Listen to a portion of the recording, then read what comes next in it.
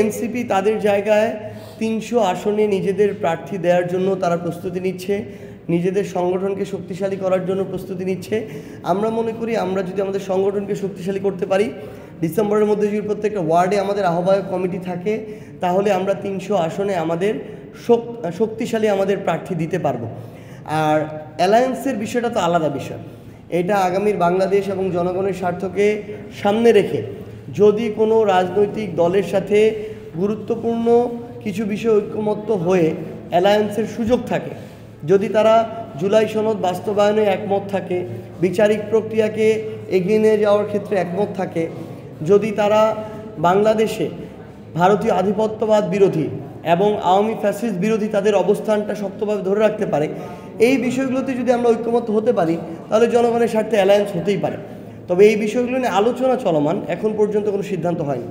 আজকে আমাদের কেন্দ্রীয় নেতৃবৃন্দ সহ স্থানীয় যারা নেতৃবৃন্দ ছিলেন, তারা এই একাধিক সপ্তাহ তারা মাঠ পর্যায়ে কাজ করেছেন এবং আমাদের এই ময়মনসিংহ বিভাগের যে 4টি জেলা রয়েছে, এই জেলাগুলোতে যারা আমাদের এনসিপির দায়িত্বে আসতে চান, জেলা এবং মহানগর কমিটির আহ্বায়ক ও সদস্য সচিব হিসেবে আমরা আজকে তাদের সাক্ষাৎকার নিচ্ছি।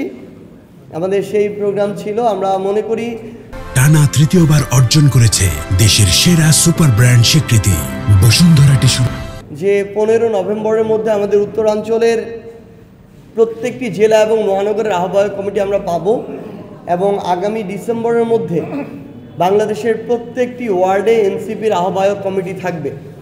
আগামীর নির্বাচনকে কেন্দ্র করে কিংবা আমাদের যে সাংগঠনিক ভিত্তি কিংবা রাজনৈতিক শক্তিমত্তা, জনগণের সাথে সম্পৃক্ততা, এসব বৃদ্ধির জন্য আমাদের সংগঠনকে শক্তিশালী করা অতীব প্রয়োজন আমরা মনে করি। সেই লক্ষ্যে আমরা বাংলাদেশের প্রত্যেকটি জেলা উপজেলায় ছুটে যাচ্ছি এবং আমরা নিজেরা সরাসরি কথা বলে সাক্ষাৎকারের মাধ্যমে আমরা যিনি অধিকতর যোগ্য তাকে আমরা নেতৃত্বে নিয়ে আসার জন্য কাজ করছি। আশা করছি এই যোগ্য নেতৃত্বের হাত ধরে আজকে যেমন এই ময়মনসিংহ জেলার বিভাগের প্রত্যেকটি জেলা ধীরে ধীরে সামনে এগিয়ে যাবে, তেমনি এই যোগ্য নেতৃত্বের হাত ধরে আগামীর বাংলাদেশের সংসদে এনসিপির নেতৃত্বেই সরকার এনসিপি গঠন করবে।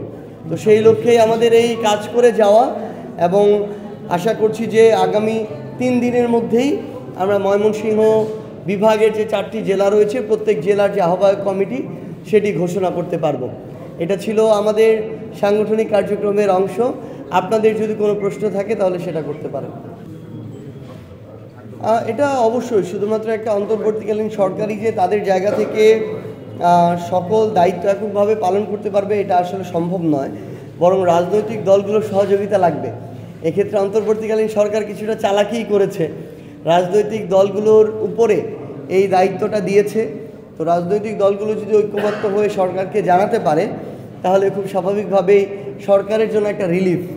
আর যদি নাও জানাতে পারে তাও রিলিফ, কারণ তখন সরকার পরবর্তীতে যেটা নির্ধারণ করে দিবে, কোনো রাজনৈতিক দলের এই জায়গায় খুব কঠোরভাবে দ্বিমত করার ওইভাবে জায়গা থাকবে না, কারণ তারা বলটা কিন্তু রাজনৈতিক দলের দিকে অলরেডি ছুঁড়ে মেরেছে।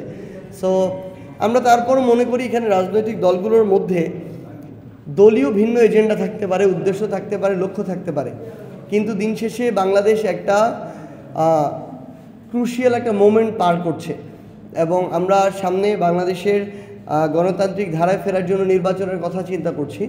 সেই লক্ষ্যে অনেক অমতের মাঝেও রাজনৈতিক দলগুলোর মধ্যে ঐক্য প্রয়োজন।